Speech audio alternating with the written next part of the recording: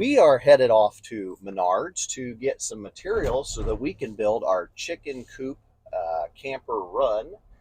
As you have seen, we just posted a video not too long ago about the chicken coop that we built during the end of fall, beginning of winter. So stay tuned, and we're going to show you kind of what Menards looks like when we're walking around inside.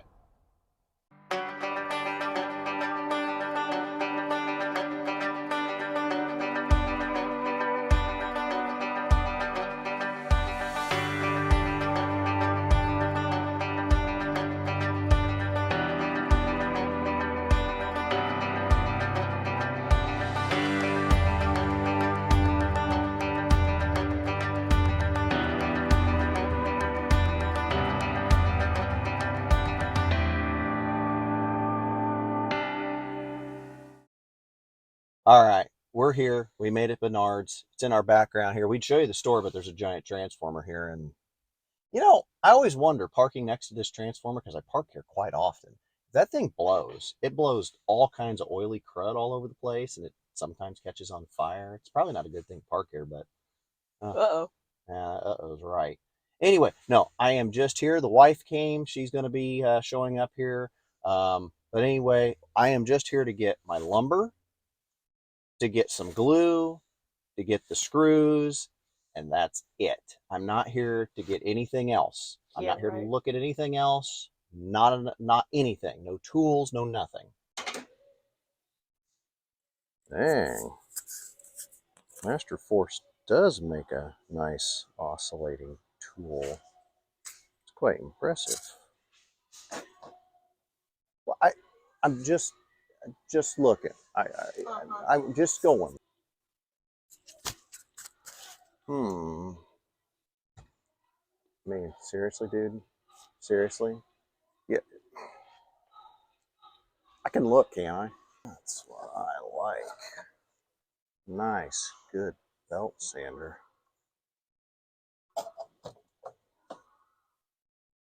All right, fine. I'm moving on. Why are we in the couch section again? We're not in the couch section.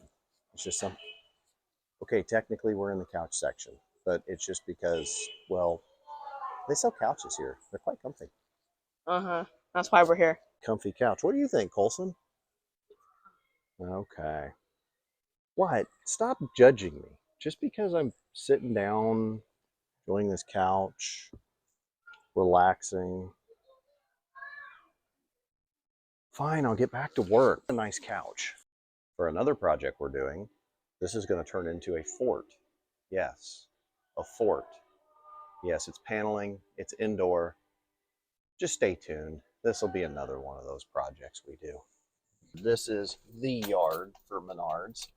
We're going through, we've got treated lumber, we've got regular lumber, we got 2x4s, we got 2x8s, we've got 2x10s. You got it, it's here. That's right. If you need it, it's here. If you need it, it's here.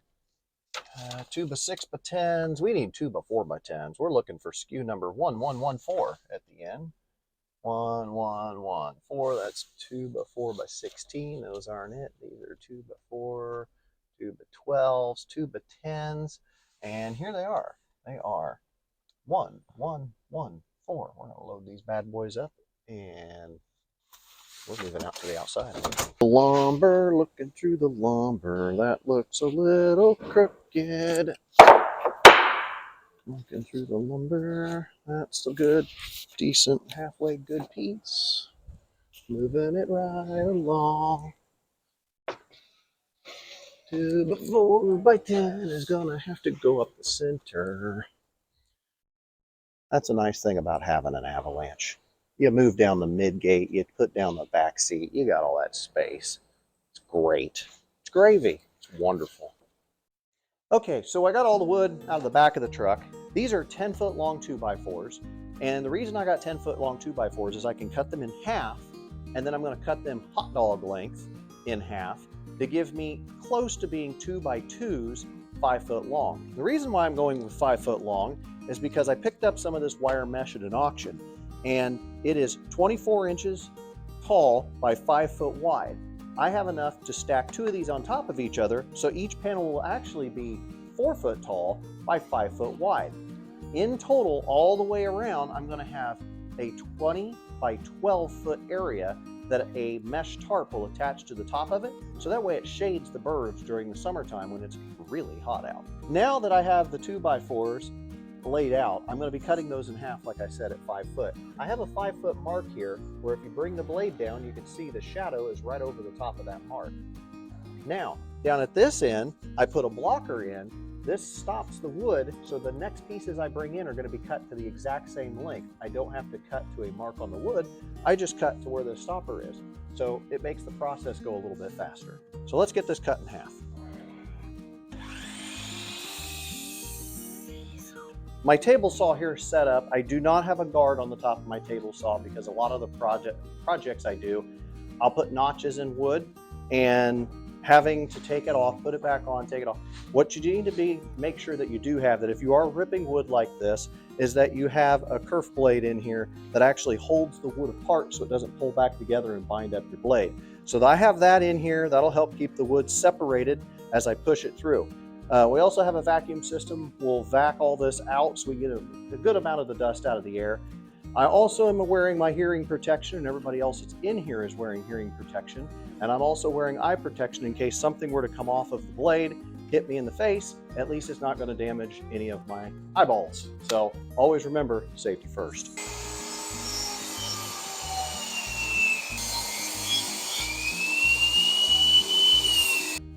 All right, we have cut all of our boards down. As you can see, there's a bunch piled here. You can see the vacuum hose and everything. Of course, it's in the way. But we're going to be taking these boards and we're going to be cutting them down. Mitchell, if you want to come over here and take a look at what we're going to do here.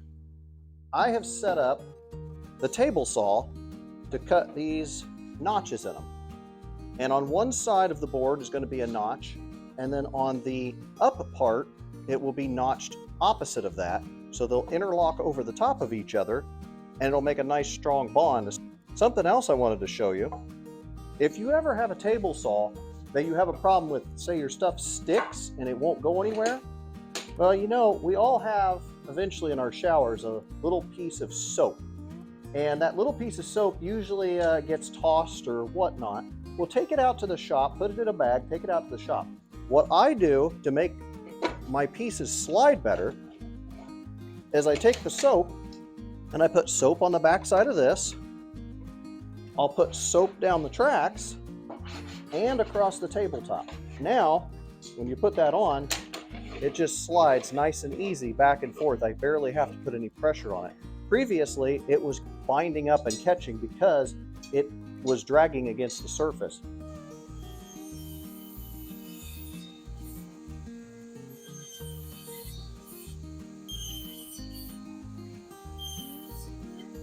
These two pieces right here will fit together just like that. Now it makes a nice sturdy connection when I glue this together. All right guys, it is the next day. It took me a while to cut all these boards. As you can see, these are all notched out so that they can interlock just like so.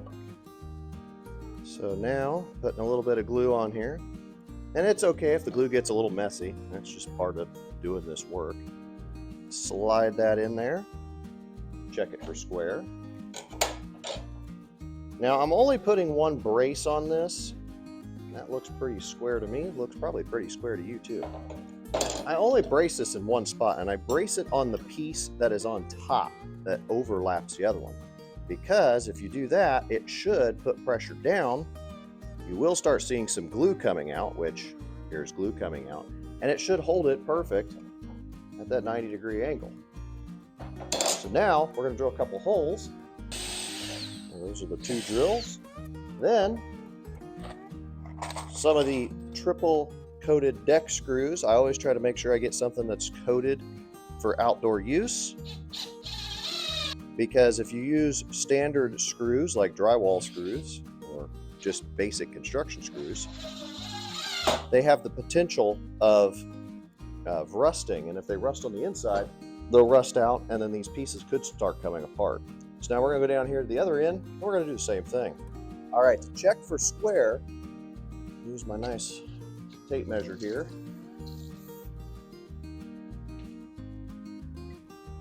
We go from the far corner, and you go over to here, it looks like it's 6 foot or 72 inches.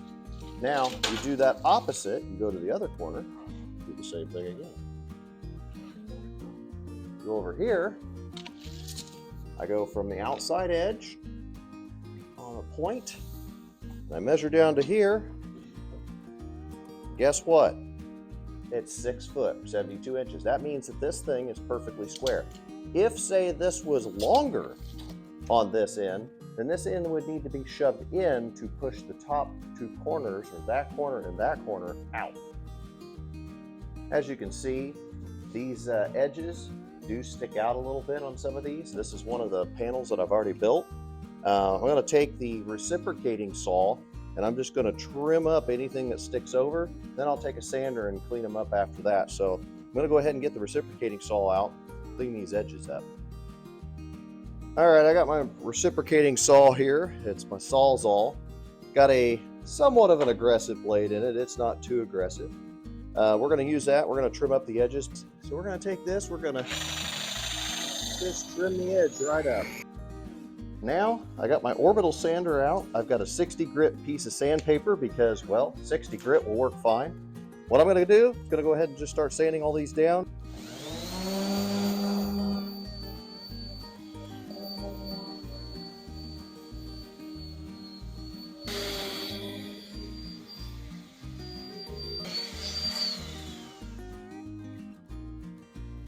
Okay, what I'm going to do, I'm going to keep sanding, and then we're going to just fast forward to the next step, which will be the painting. All right, we're down to the painting now. Got all these pieces are all sanded now, and we're going to be using this greenish blue teal color. I call it blue green or teal. The exact color is called Mediterranean blue. That's the color that we used on our camper. But we're going to sit here and start doing the painting. Here's a painting technique. When you get your paint, you want to brush off at least one side, maybe the little bit of the edges, and then go one more pull. What that does is only loads up paint on one side, so you're not dripping everywhere. Then, when you go to paint, it goes right on, nice and smooth, and it looks really good. All these panels are finally painted. So the next step is turning them into a fence panel. In order to do that, you got to use this. And yes, they are not tall enough. But if you use two, one here and one up there, it'll overlap. But we also do a little bit of cleanup on the ends of them. I'm going to be stapling them all the way around so that way they stay in place. And they also, the two pieces, I use cable ties, like little plastic ones. I zip tie those together and pull them tight. You'll see down here in this first corner, we take the screen and I usually try to line up two of the corners. So if you look right here, there's a line that's going to follow this piece of wood. There's a line that follows this. Now I know that these are square panels, so should line up all right. So I take the staple gun, put one staple in there, put one staple in over there, and one staple in right there. So I've got 3 staples in there. That's going to hold it perfectly in the corner. Now I can follow this piece of wood down through here to keep this straight. So we're going to move our way down to the other end. All right, if you look at this now, we have the straight line down through here. We have a straight line going up through there. So now we're going to use our staple gun and staple this first corner, well, second corner, into place.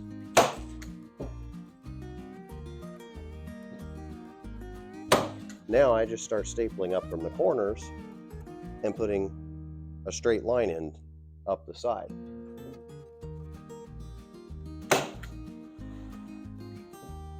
Still following my line along the wood, lining up the spot.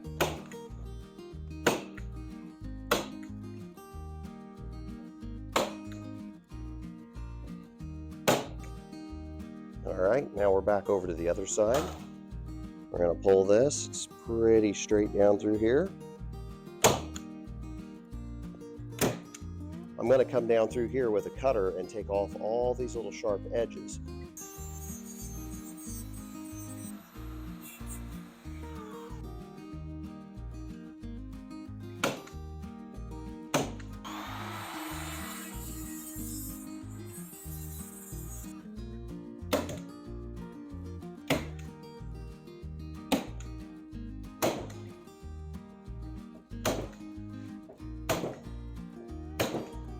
To hold these two pieces together, I use wire ties. Now it's probably hard to understand me because I have these in my teeth, but that's how I like to do this, you know? Make it a little bit more challenging. I want to make sure that the fat piece or the latching piece on these goes on the other side, meaning the side that doesn't have the fencing on it, because this side will be in where the chickens are, and I don't want them biting at these, trying to eat them. Now to do the other side, take this, I flip it over, and I can pull them up through to the top side.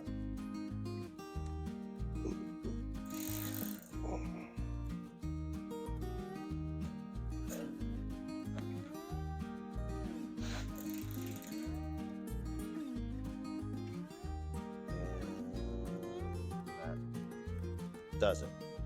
Now that panel is done for this part of it. The next part that we're going to do is we're going to take these panels, and two chunks of the panels are going to be butt back to back with hinges on them. So that way they're easier to transport. All you have to do is fold them, transport them where you need them, and then you can unfold them. So it'll make it a little bit easier because you have two panels instead of just one that you're carrying. And then each panel, say if that's the hinged end, there will be bolts that go through here that you'll be able to tap right into the other side and put a wing nut on to hold them together. All right, I measured down 7 inches. That's going to be the middle of this hinge. 7 inches is right there, so I'm going to do mark each one of these holes. So that way I know where I need to drill and put my screws in.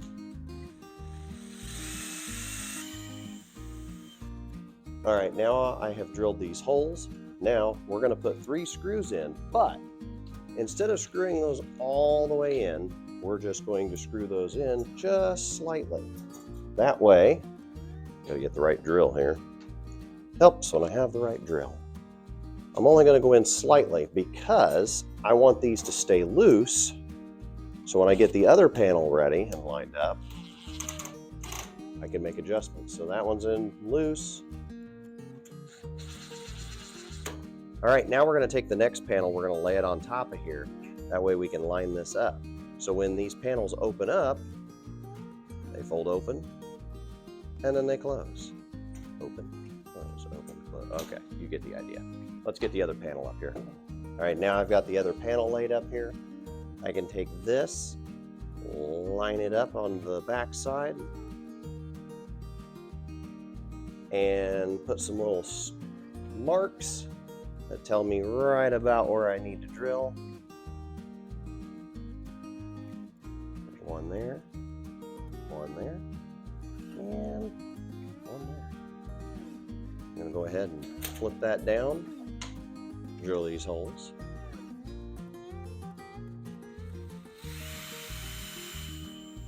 Take your first screw, put it into place, and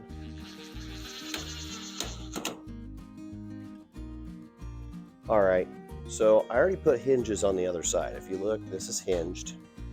So these two pieces come together. So on this end, what I do is I take just a square. It gives me the same mark every time. That's the only reason why I'm using it. It gives me a good amount in, and I'll show you what I'm doing here. So you put a mark, do the same thing down here. I already marked them down there. Now, I need to get the center of this, which I already have marked out here on my other square. The center of that is right there. The center of this wood is right here. And I'll do that down here as well. Now, what we're going to do is we're going to drill a hole through these. I'm going to do a pilot hole, which makes it really easy to start. And then I'm going to put a bigger hole because we're going to put one of these through it with one of these wing nuts. Now, eventually I'm going to get washers for these wing nuts, so they'll go on the back side, and that way they won't pull completely into the wood. There'll be a nice big thick washer. But we're going to make the holes big enough that these will move around a little bit.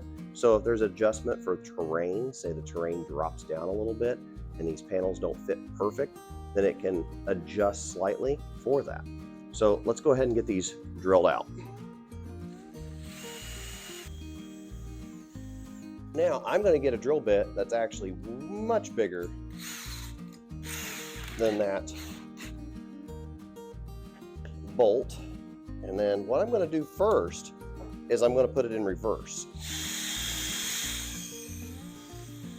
And you're probably thinking, what are you doing? Well, what that does is it pushes and breaks down the top layer, so I'm not ripping a ton of wood out, because if you just drill in, it's going to shear this wood really badly.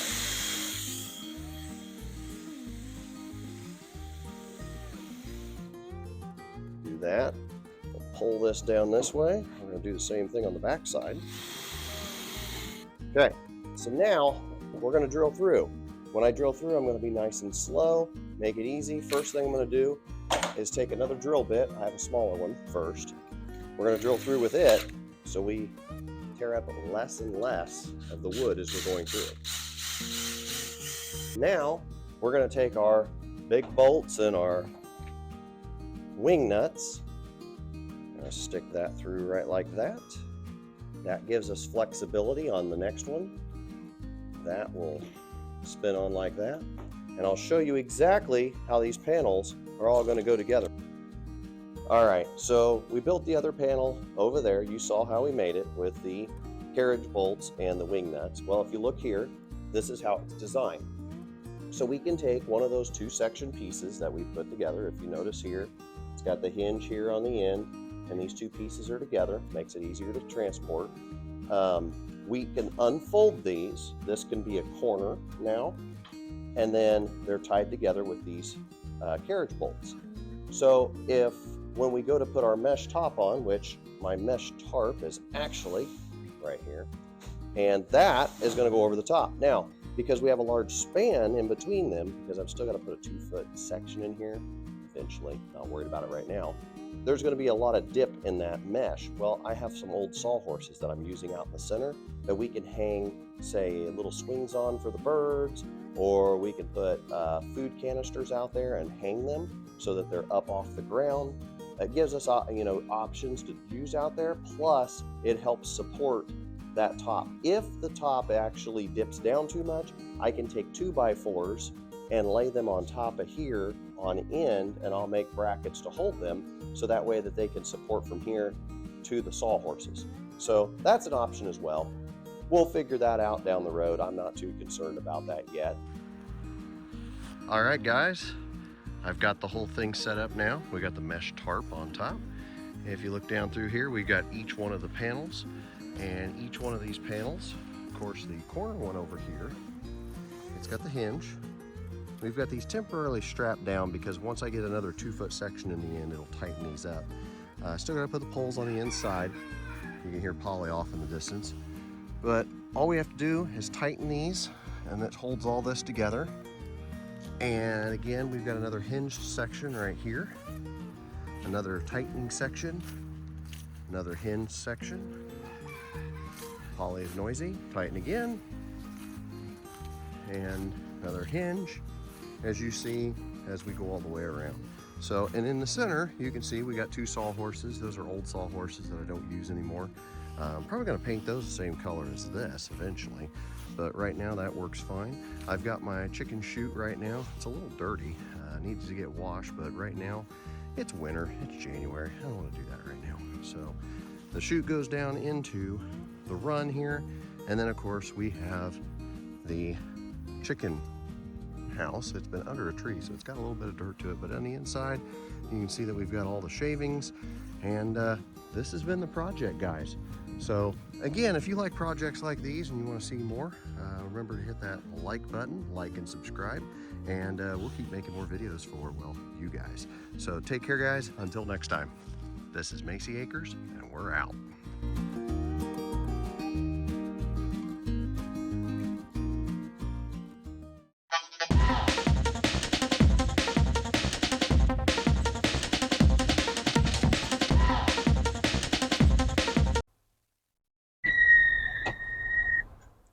Well, we're gonna not do that.